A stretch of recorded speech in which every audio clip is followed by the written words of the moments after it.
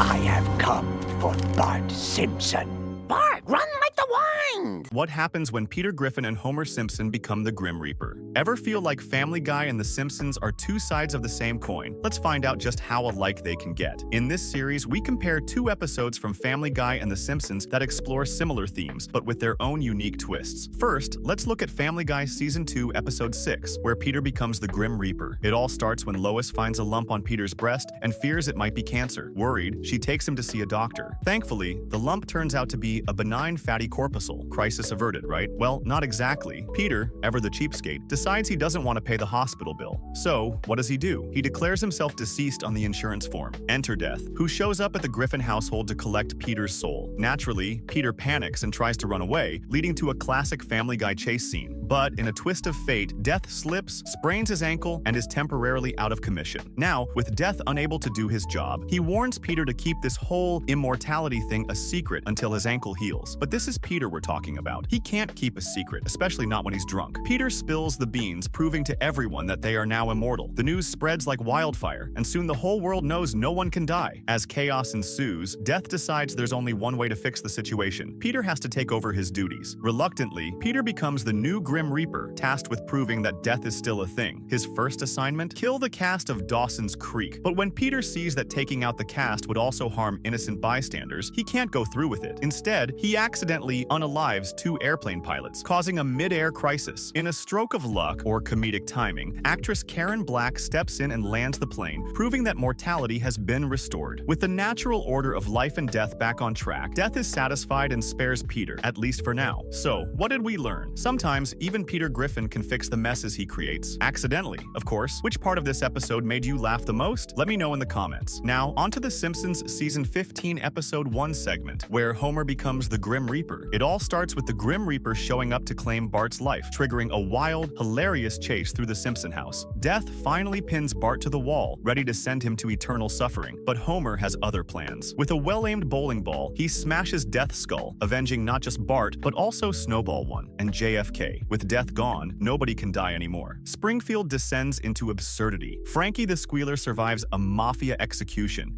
and even Moe's attempt to hang himself fails miserably. But things take a turn when Marge tells Homer to take Death's corpse to the curb. Instead, Homer puts on Death's robe, becoming the new Grim Reaper. At first, he refuses to reap souls, but when the robe starts crushing his groin, he reluctantly gets to work, taking names on God's list and a few extras for fun. Homer is ordered to kill Marge. Unable to harm his wife or himself, another option he quickly rejects, Homer hatches a clever plan. He tricks God into believing he killed Marge by swapping her with Patty's body. Though initially fooled, God discovers the ruse but decides Homer isn't worth the trouble and says, "I'm too old and too rich for this." With the crisis averted, Marge thanks Homer with extra pork chops. Homer, ever the jokester, promises to make sure he doesn't kill Marge, at least not every week. Which episode do you think tackled the theme better? Let us know in the comments, and don't forget to subscribe for more head-to-head comparisons.